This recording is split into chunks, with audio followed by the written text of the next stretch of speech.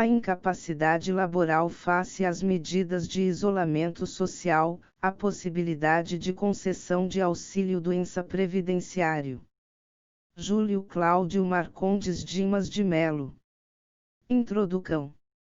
Um ser invisível, por nome de Covid-19, parou o mundo inteiro, infectou mais de 1,5 milhão de pessoas e causou a morte de centenas de milhares de pessoas. No Brasil, enquanto este artigo é escrito, a marca de 1.000 mortes é atingida e pouco mais de 17 mil pessoas estão contaminadas. Números ínfimos se comparados com os dos Estados Unidos, mais de 450 mil pessoas contaminadas e cerca de 25 mil mortes, e Itália, 143 mil contaminados e 18.200 mortes, por exemplo, segundo os dados da Organização Mundial de Saúde, OMS. Como alternativa para a contenção da pandemia, a OMS, nas diversas reuniões com líderes mundiais, recomendou o isolamento social. Nesse sentido, em 3 de fevereiro de 2020, foi publicada a portaria do Ministério da Saúde N-Graus 188, que declarou emergência em saúde pública de importância nacional, SPIN, e a Lei 13.979, de 06 de fevereiro de 2020, que versa sobre as medidas de enfrentamento da pandemia, dentre elas, a de isolamento e quarentena, previstas nos incisos I e 2, respectivamente, do artigo 3º, da aludida lei. Esta foi regulamentada pelo Decreto 10.282, de 20 de março de 2020, que traz, inclusive, a lista dos serviços considerados essenciais. Estados e municípios, com base nessa orientação, editarão normas que restringirão o funcionamento do comércio e prestação de serviços considerados não essenciais. A título de exemplo, o Estado de São Paulo, com o maior número de casos até o momento, publicou o Decreto 64.881, de 22 de março de 2020, que institui a quarentena em todo o Estado, art. 1º. No artigo 2º, elenca as atividades que terão suas atividades suspensas neste período. A norma traz, ainda, a recomendação para que a circulação de pessoas fique limitada às necessidades básicas e essenciais como alimentação e saúde, art. 4º. Caso haja infração às regras estabelecidas no referido decreto, a pessoa incorrerá nas penas previstas nos artigos 268, da infração de determinação visando impedir a propagação de doença, que é de 1 mês a 1 ano de detenção e multa, e 330, crime de desobediência, com pena de detenção de 15 dias a 6 meses, e multa, ambos do Código Penal. Tal medida foi adotada por diversos estados e municípios brasileiros. O presente artigo não pretende debater a constitucionalidade de tais normas, pois certamente é uma pauta para um trabalho mais extenso, mas sim, refletir sobre o impedimento pelo Estado do exercício de uma atividade laborativa. Nesse período, foi decretado o estado de calamidade pública, nos termos do Decreto Legislativo N-Graus 6 de 20 de março de 2020 e desde então, uma série de medidas provisórias foram editadas que promoverão alterações substanciais na legislação, em especial, na previdenciária e trabalhista. Aqui destaca-se a medida provisória N-Graus 927, de 22 de março de 2020, que traz disposições das medidas trabalhistas a serem adotadas durante o estado de calamidade, a fim de reduzir o número de pessoas em circulação nas ruas e evitar aglomerações para conter a propagação do vírus. destaca-se o rol trazido pelo artigo 3º, da referida medida. Art. 3º. Para enfrentamento dos efeitos econômicos decorrentes do estado de calamidade pública e para a preservação do emprego e da renda, poderão ser adotadas pelos empregadores, dentre outras, as seguintes medidas. O teletrabalho. Segunda, a antecipação de férias individuais. Terceira, a concessão de férias coletivas. Quarta, o aproveitamento e a antecipação de feriados.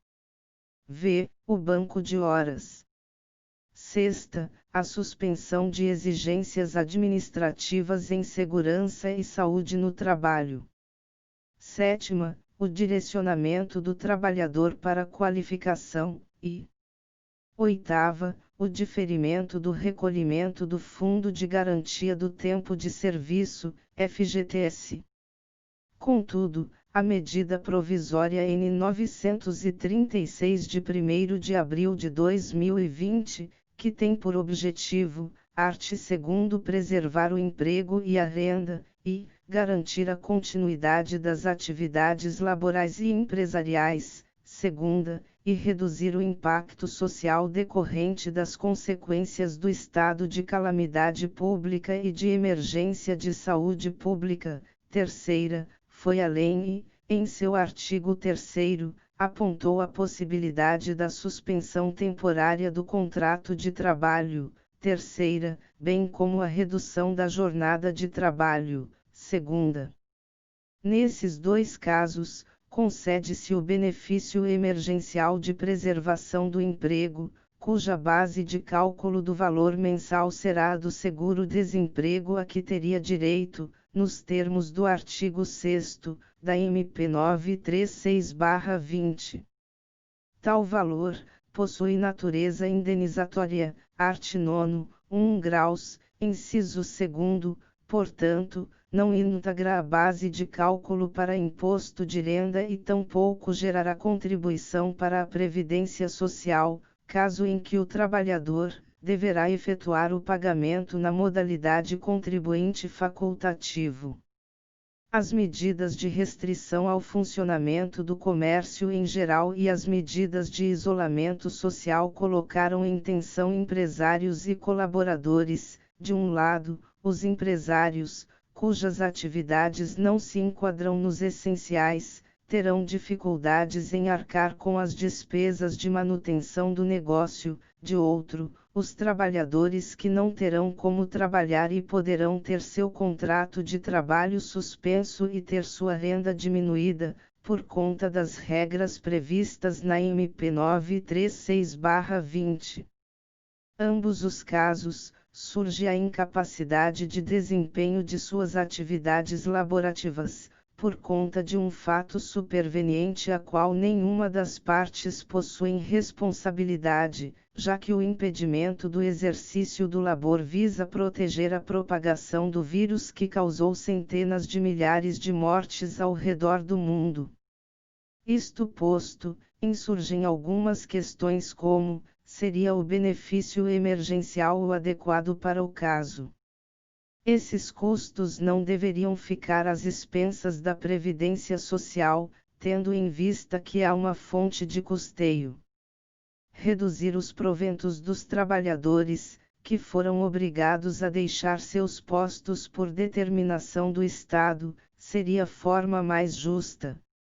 Tais questões motivaram a elaboração do presente artigo, que busca não buscar respostas definitivas, mas suscitar a reflexão sobre os impactos que tal benefício poderá causar ao trabalhador, como eventual redução dos proventos mensais, e buscar uma tese para a possível concessão do benefício por incapacidade laboral, coberto pela Seguridade Social.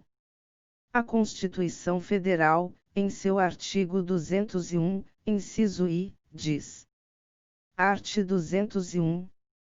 A Previdência Social será organizada sob a forma do Regime Geral de Previdência Social, de caráter contributivo e de filiação obrigatória, observados os critérios que preservem o equilíbrio financeiro e atuarial, e atenderá, na forma da lei, e a cobertura dos eventos de incapacidade temporária ou permanente para o trabalho e idade avançada, com redação dada pela S. 103, de 12 de novembro de 2019.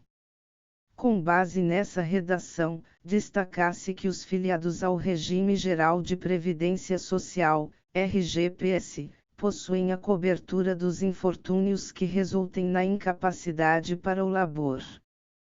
Por tratar-se de uma norma de eficácia limitada, ou seja, não tem o condão de produzir todos os seus efeitos, precisando de norma regulamentadora infraconstitucional a ser editada pelo Poder, no presente caso a norma é a Lei dos Benefícios da Previdência Social, LBPS, N. Graus 8.213, de 24 de julho de 1991. O artigo 1º da LBPS faz uma síntese do artigo 201 da Constituição Federal e elenca os infortúnios cobertos pelo Plano de Benefícios da Previdência Social, sendo eles: incapacidade, desemprego involuntário, idade avançada, tempo de serviço, encargos familiares e prisão ou morte daqueles que dependiam economicamente. Face ao exposto, tanto a Constituição Federal como o caput do art. 1º da LBPS, salvaguardam a proteção, pela Previdência Social, da incapacidade laboral do segurado. O presente artigo pretende demonstrar-se o impedimento do funcionamento do comércio, e por consequência, o impedimento do trabalhador de desempenhar suas atividades laborais, bem como a edição de medida provisória que permite a suspensão do contrato de trabalho, são elementos que configurem incapacidade laboral para fins de concessão do benefício auxílio-doença. Como base de fundamentação será utilizada a Constituição Federal, bem como seus princípios, implícitos e explícitos, as normas infraconstitucionais, as doutrinas especializadas e jurisprudências. 1. A Seguridade Social, breves considerações. A Seguridade Social brasileira tem sua previsão no artigo 194 da Constituição da República Federativa do Brasil de 1988 e compreende um conjunto integrado de ações de iniciativa dos poderes públicos e da sociedade, destinadas a assegurar os direitos relativos à saúde, à previdência e à assistência social. Esse é o tripé que compõe o sistema de seguridade social brasileiro. Contudo, o texto constitucional não traz um conceito de seguridade social, apenas elenca seus princípios de regência. Mas a doutrina aponta alguns destes conceitos. Nas palavras de Marco Aurélio Serral Jr., Seguridade Social pode ser compreendida, portanto, como a estrutura pública ou a função estatal de garantir a atender às necessidades básicas e vitais da população, as contingências sociais, necessidades estas que são derivadas unicamente de sua condição de pessoa humana, atinentes, portanto, a todo gênero humano, independentemente do pertencimento a qualquer categoria profissional. Tratam-se, portanto, de direitos sociais, trazidos pelo artigo 6º da CRFB/88, que tem por objetivo assegurar o mínimo existencial, para que o cidadão possa viver com dignidade, fundamento da República inscrito no inciso 3º, do artigo 1º, da Carta Magna. No entendimento de André de Carvalho Ramos, Os direitos sociais consistem em um conjunto de faculdades e posições jurídicas pelas quais um indivíduo pode exigir prestações do Estado ou da sociedade ou até mesmo a abstenção de agir, tudo para assegurar condições materiais mínimas de sobrevivência. O autor destaca ainda que o conteúdo dos direitos sociais é, em sua maioria, prestacional, ou seja, requer uma ação estatal para garantir a dignidade humana ou mesmo superar desigualdades fáticas. Para Carlos Luiz Tapaizon, o claro propósito deste artigo 194 foi introduzir no Brasil os padrões mínimos do direito à segurança social, tal como reconhecidos pelo direito internacional desde 1952, OIT, Convenção 102.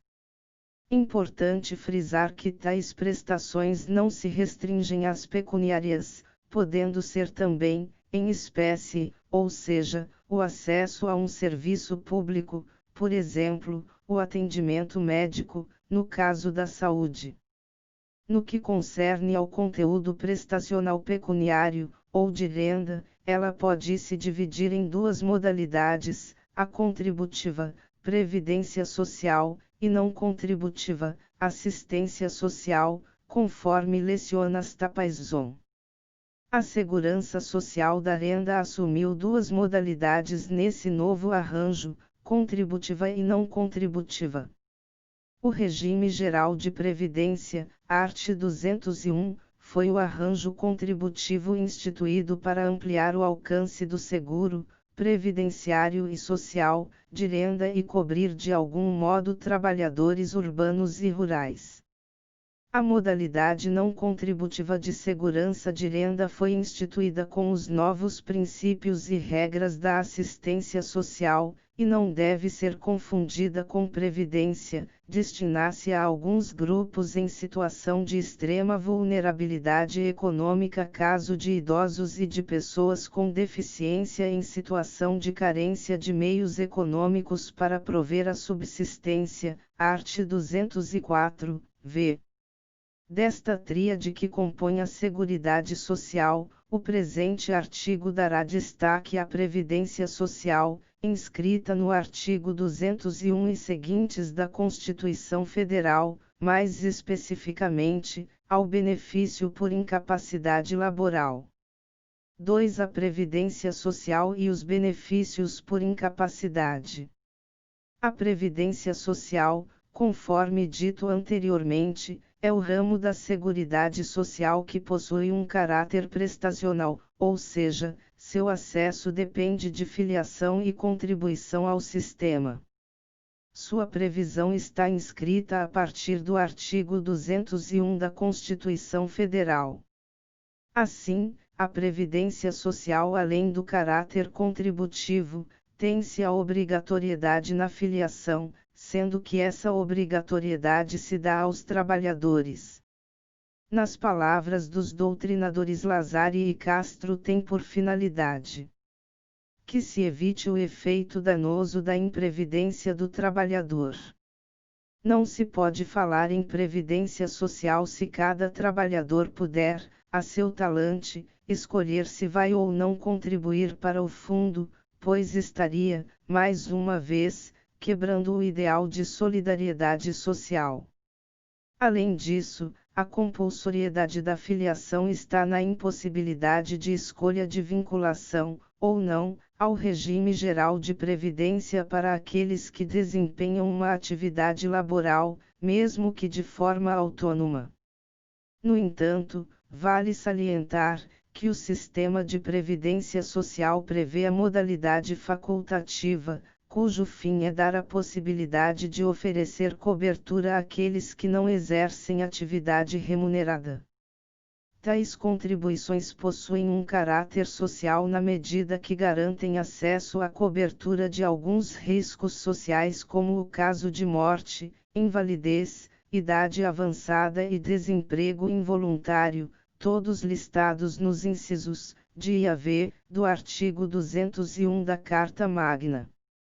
Nos ensinamentos de Lazari e Castro.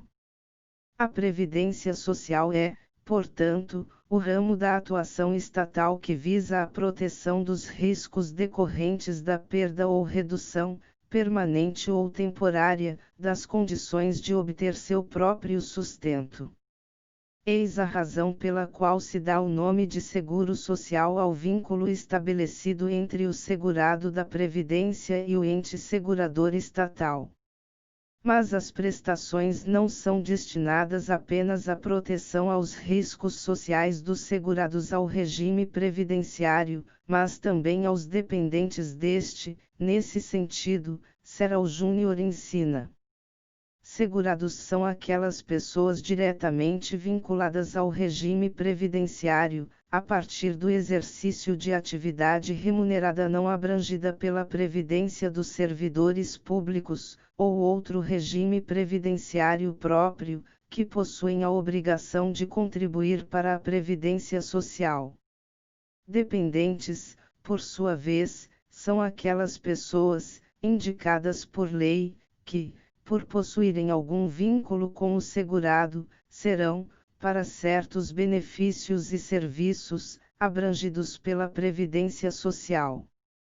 Os riscos sociais, segundo o doutrinador Daniel Machado da Rocha, pode ser entendido por: o termo risco social é empregado para designar os eventos, isto é, os fatos ou acontecimentos que ocorrem na vida de todos os homens, com certeza ou probabilidade significativa, provocando um desajuste nas condições normais de vida, em especial a obtenção dos rendimentos decorrentes do trabalho, gerando necessidades a serem atendidas, pois nesses momentos críticos, normalmente não podem ser satisfeitas pelo indivíduo.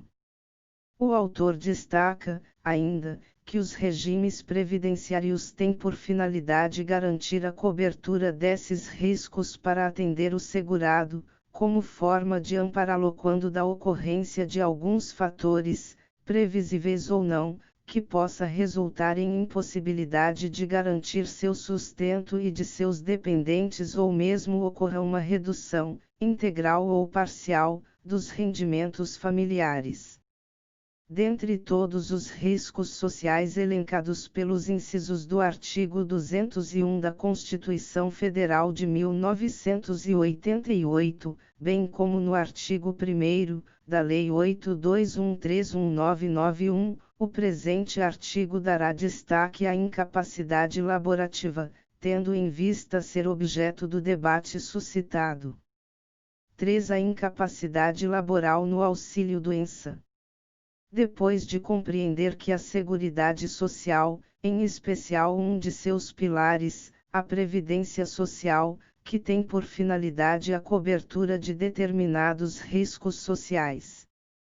Face ao contexto atual de pandemia em virtude da propagação mundial do vírus Covid-19 e suas consequências, expostas no capítulo 1, importante trazer à tona uma reflexão se as normas editadas pelos governos federal, estaduais e municipais, no sentido de impedirem e restringir o funcionamento de estabelecimentos comerciais e de serviços não seria um fato gerador de incapacidade laboral.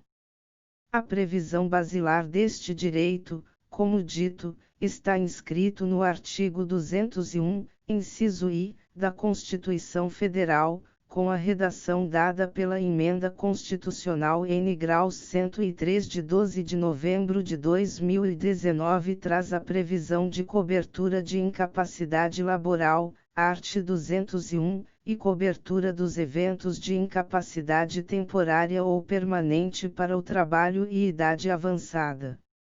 Antes da reforma constitucional, o texto trazia a previsão da cobertura para os eventos de doença, sendo retirado na nova redação, e ainda o termo invalidez foi substituído por incapacidade temporária e definitiva. Com isso, parte da doutrina cogita a possibilidade de alteração no nome do benefício auxílio-doença para auxílio-incapacidade, como cita Ivan Kertzmann. Esta alteração influencia nas próprias nomenclaturas do benefício, que antes eram chamados de auxílio-doença e aposentadoria por invalidez e, agora, tecnicamente, deverão ser chamados auxílio-incapacidade temporária e aposentadoria por incapacidade permanente.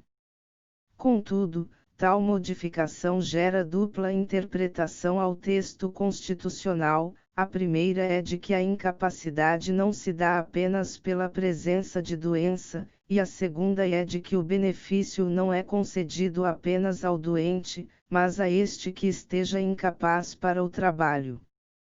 Esta última corrente é seguida pelo doutrinador Frederico Amado, que pondera: a exclusão da expressão doença é tecnicamente adequada, pois não basta estar doente para receber um benefício previdenciário por incapacidade laboral, sendo necessário que a doença implique em incapacidade laboral permanente ou temporária no prazo mínimo previsto em lei, mais de 15 dias consecutivos. Artigo 59 da Lei 8213/91. Com base na leitura do texto constitucional bem como na norma infraconstitucional, acredita-se que a segunda interpretação não seria a mais adequada na medida que as normas apenas fazem referência ao termo incapacidade. Salienta-se que a redação da Lei 8213/91, bem como do Decreto 3048/99 que regulamenta o plano de benefícios da Previdência Social, ainda não sofreram alteração após a publicação da S. 1032/2019. Ainda assim, apresentam o termo incapacidade para o trabalho, não sendo expresso quanto à origem da incapacidade, se decorrente de doença ou não. A alteração provocada pela Emenda Constitucional N. Graus 103 de 2019, excluindo o termo doença e substituindo a palavra invalidez por incapacidade, provoca um exercício hermenêutico cuja análise se faz necessária para entender a efetividade da concessão do benefício aposentadoria por invalidez neste contexto de limitação das atividades laborativas. O vernáculo mostra que incapacidade não é sinônimo de invalidez, destaca-se: incapacidade, falta de capacidade, falta de aptidão, de habilidade, incompetência, inaptidão. Direito: falta de aptidão legal para gozar de um direito ou exercê-lo sem assistência ou autorização. A incapacidade dos menores ou dos interditos foi estabelecida com o fim de os proteger. Invalidez: caráter ou estado de inválido, do que não é válido, invalidade. Falta de capacidade motora, física ou cognitiva, que torna impossível a realização de algum trabalho ou atividade laboral. Pelo exposto, tem-se que a reforma constitucional trouxe a previsão de cobertura do risco social da incapacidade para o trabalho pela Previdência Social, não restrito apenas à invalidez, já que esta fica restrita aos eventos de doença. Contudo, como já visto, o termo incapacidade já se fazia presente na redação dos artigos 59, da Lei 8213/1991, e 71, do Decreto 3048/1999, normas ainda em vigência, não indicando qualquer restrição à incapacidade ter por fato gerador uma doença. Ao contrário, com a SN Graus 1032/2019, os termos doença e invalidez foram retirados do texto, reforçando a cobertura do risco social incapacidade. Não há, portanto, como interpretar a norma legal sem vincular ao texto constitucional, pois apesar de o artigo 201 da Carta Magna ser uma norma de eficácia limitada, a previsão dos riscos sociais a serem cobertos, cabendo à lei regulamentar o acesso bem como as demais regras. Nesse sentido, vale trazer as lições de Serral Júnior.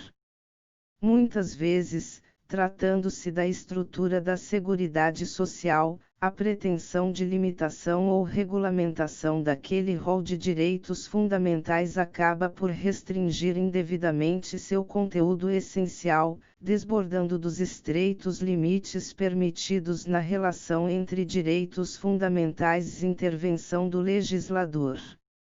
Porém, não se pode perder de vista que, ainda que exista uma margem de atuação para o intérprete, sobretudo para o legislador, a Seguridade Social é antes de tudo um direito constitucionalmente configurado, Soria e Ali, 2009, p. 46. No caso em questão, o Constituinte reformador não fez qualquer restrição quanto à incapacidade estar relacionada à presença de doença por parte do segurado, tampouco as normas infraconstitucionais a citam. Portanto, não cabe ao intérprete da norma fazê-lo. 3.1. O auxílio doença X benefício emergencial. Nesse diapasão, com o fechamento dos estabelecimentos comerciais bem como das restrições à prestação de serviços como medidas para conter o avanço de uma doença, ou seja, uma medida de caráter sanitário, gerou uma incapacidade involuntária por parte do segurado da Previdência Social. Mesmo que queira retomar suas atividades, encontrar-se impedido por leis cujo descumprimento pode resultar em uma penalidade, como demonstrado na introdução a este artigo. Portanto, seguindo esse raciocínio, como se trata de uma incapacidade temporária para o trabalho, seria o caso de concessão do benefício auxílio-doença, previsto no artigo 59 da Lei 8213/91, tendo em vista que as normas editadas possuem uma validade. Além disso, a renda mensal inicial do referido benefício corresponde a 91% do salário de benefício, consoante redação do artigo 61 da Lei 8213/91. Com a S 1032019, o cálculo do salário de benefício corresponde à média de 100% do período contributivo, limitados ao teto da Previdência Social, art. 26.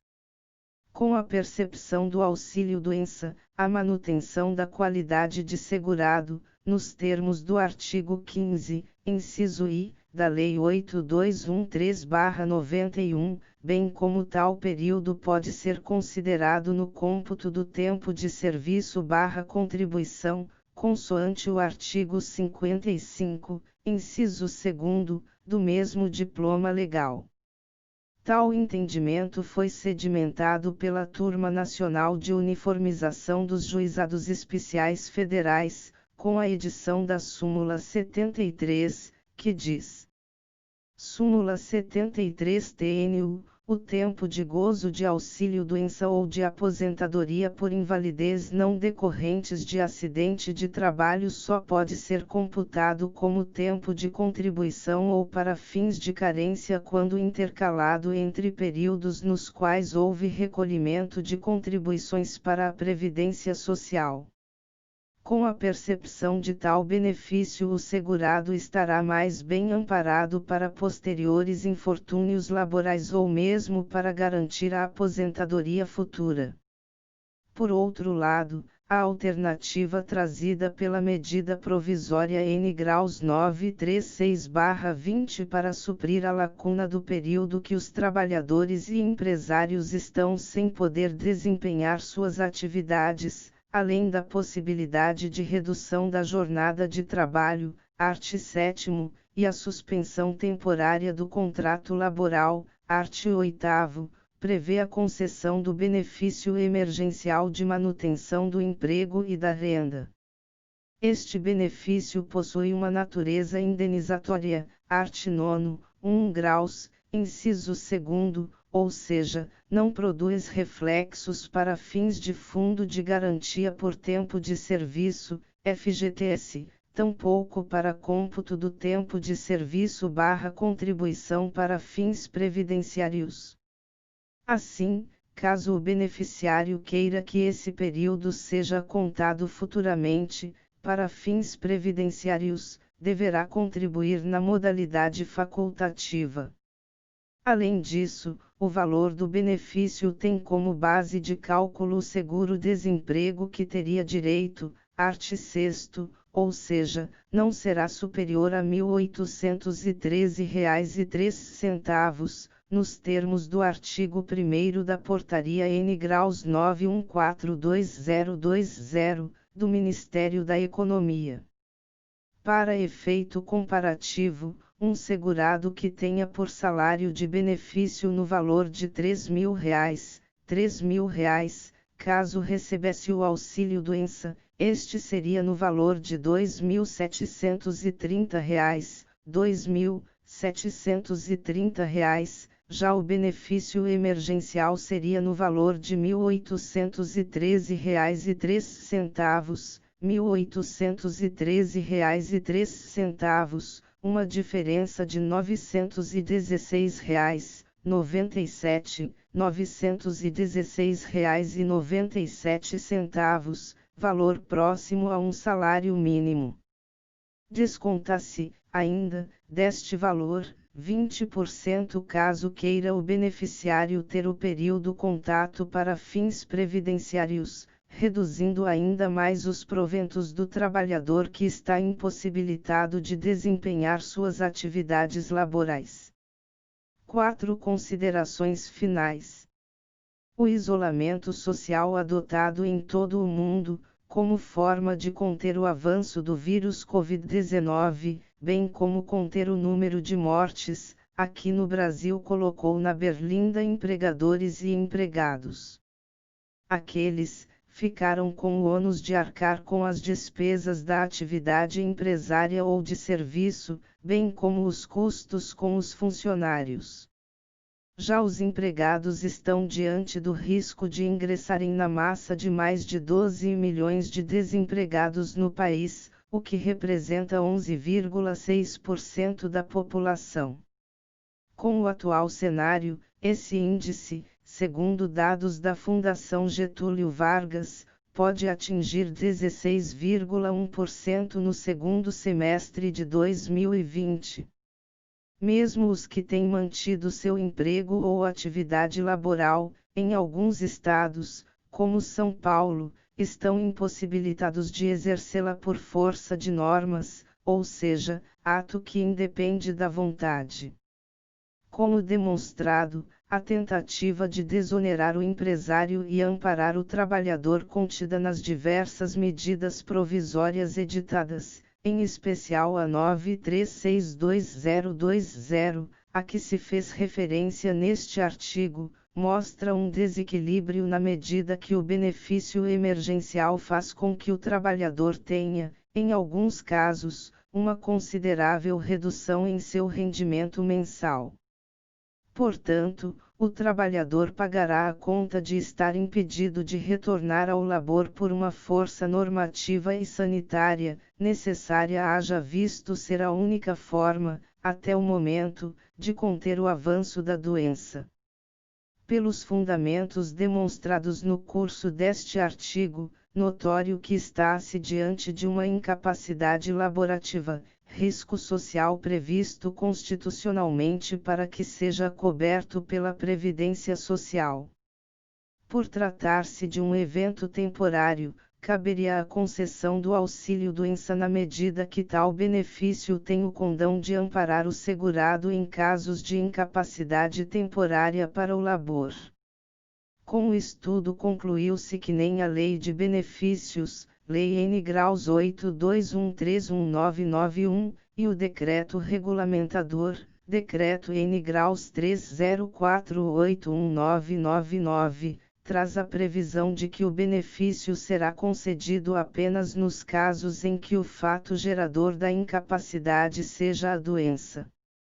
Pelo contrário, o Poder Constituinte Reformador, com a edição da SN Graus 10320119, como já debatido anteriormente, retirou do texto constitucional o termo doença e substituiu o termo invalidez por incapacidade, sendo um indicador e delineador de que o risco social a ser coberto é simplesmente a incapacidade, temporária ou permanente, para o trabalho.